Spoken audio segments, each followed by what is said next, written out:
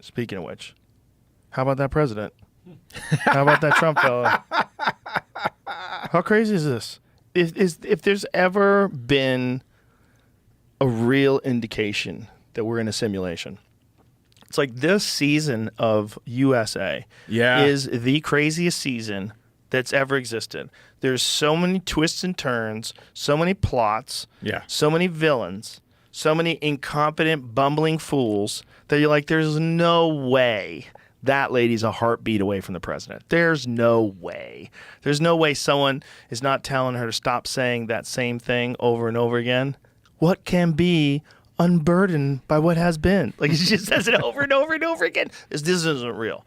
This is writing. Someone wrote this. It seems like a script. Well, I would argue that what Joe Rogan is sensing has some merit. He suggests that this whole thing seems like a script. And in one sense, he's exactly right. Our lives are part of a story. We are all in God's story. So let me help you just take some time to think about Trump's assassination attempt as it pertains to the Bible. Is the fact that Trump turned his head at the exact time that he needed to, is that the hand of God at work? Well, stick with me in this video and I will do my best to answer that question for you. Here we go. There are two powerful truths that we see everywhere in the scriptures. So here they are. Number one, God is sovereign, but his sovereignty doesn't mitigate human responsibility. So what I mean when I say that God is sovereign is that means that he is in absolute control, even down to the tiniest details of life. He sanctions everything. He is sovereign over every single thing that happens in this life. So what does this mean? This means that God stands sovereignly behind good and evil. But let me be careful. The Bible tells us that he doesn't stand behind good and evil in exactly the same way. I mean, if that were the case, well, that would mean that he would be amoral. And the God of the Bible is not amoral. No, God stands sovereignly behind good and evil asymmetrically. That is, he stands behind good in such a way that the good is creditable to him. But he stands behind evil in such a way that though he is sovereign, the evil is creditable to secondary causalities alone, not to him. God is sovereign, but his sovereignty doesn't mitigate human responsibility. So what this means is that just because God is sovereign, it doesn't mean that we as human beings are off the hook. You know, the Bible doesn't say that we're puppets. It doesn't say that we're robots. His sovereignty never functions in the Bible to say that because he is sovereign, that human beings don't have choices, that they can't be blamed for their choices. God is not the author of sin, according to the letter of James. He is completely sovereign, and he is perfectly good. There's no darkness in him at all. Only light, 1 John 1. Number two. Human beings are morally responsible creatures, but their moral responsibility does not make God contingent. So human beings, they choose to believe, they choose to disbelieve, they choose this, they choose that. Their actions are truly morally significant. But that doesn't mean that God is contingent. What I mean by that is that doesn't mean that God is just kind of hanging back there, you know, and he's not really involved at all in what is going on, that he's just simply waiting to see exactly what human beings will do, that everything is somehow contingent upon you and I.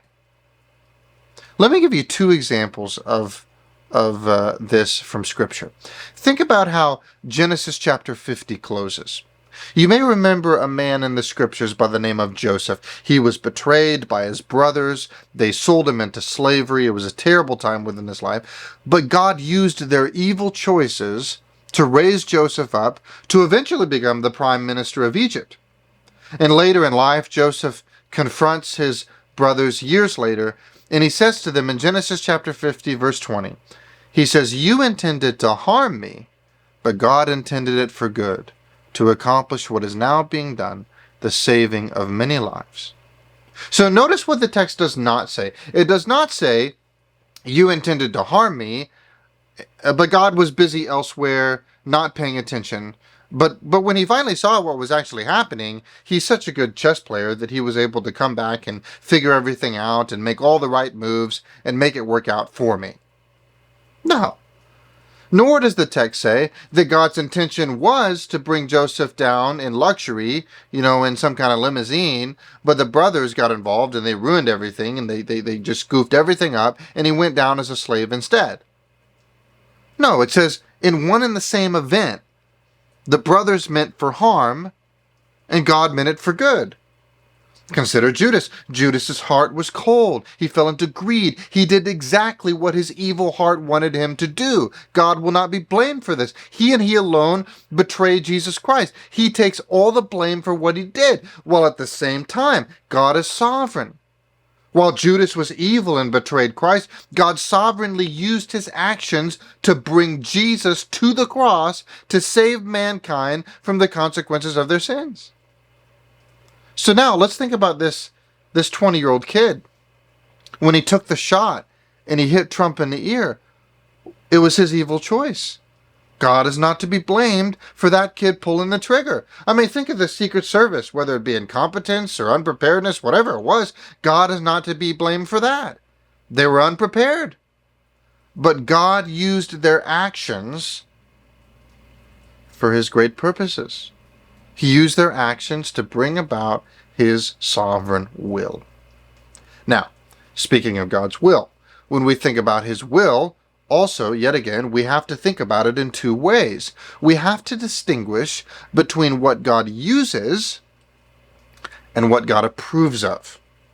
Jesus' betrayal and crucifixion was not God's will, and that he didn't approve of it. It was evil and moral anarchy. But it was God's will, and that he used it. Trump being shot in the ear and almost killed was not God's will.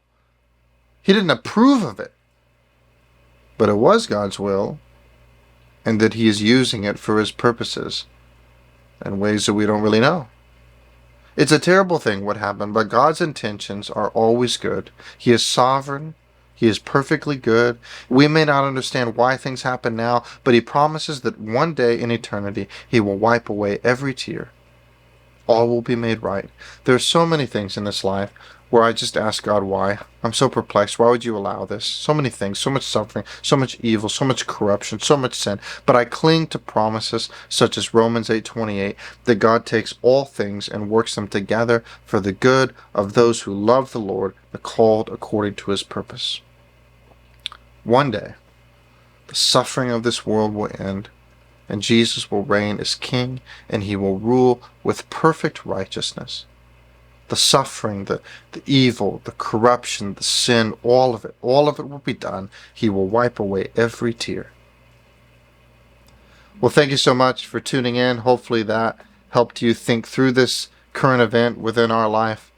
Thank you so much, and God bless you in a way.